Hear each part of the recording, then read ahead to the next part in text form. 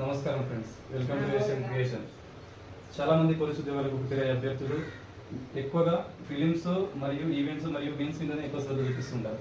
కానీ మీరు సంవత్సరం మొత్తం పడ్డ కష్టం వృధా కాకుండా ఉండాలంటే వీటితో పాటు ముఖ్యంగా మెడికల్ టెస్ట్ మరియు ఎస్బీఐ ఎంపైర్లో కూడా ఉత్తీర్ణత సాధించాలి.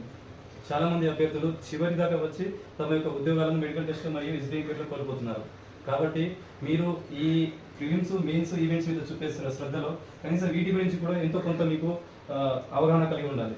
కాబట్టి మెడికల్ టెస్ట్లో ముఖ్యంగా కలర్ బ్లైండ్నెస్ దీనికి చికిత్స అనేది లేదు. చాలా మంది మెడికల్ టెస్టులో కలర్ బ్లైండ్నెస్ వల్ల తమ యొక్క ఉద్యోగాలను కోల్పోతున్నారు.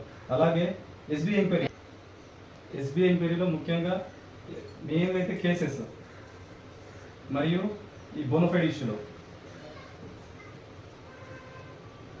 కేసెస్ అంటే అన్ని కేసెస్ కాదు, కొన్ని కేసెస్. మరి కొన్ని కేసెస్ అంటే మన మీద కేసు ఉండి ఆ కేసుని మనము పార్ట్ 2లో దాంట్లో మన యొక్క కేసు వివరాలు తెలియకుండా దాచినట్లయితే ఆ విషయంలో మనకు ఖచ్చితంగా ఉద్యోగం కోల్పోవాల్సి వస్తుంది.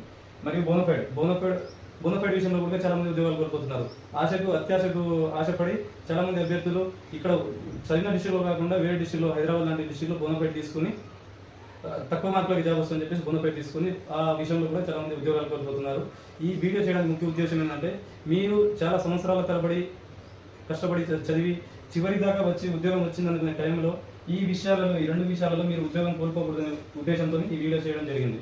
కాబట్టి ఒకవేళ వీడియో నచ్చినట్లయితే వీడియో లైక్ కొట్టి సబ్స్క్రైబ్ చేసుకోండి. దీని గురించి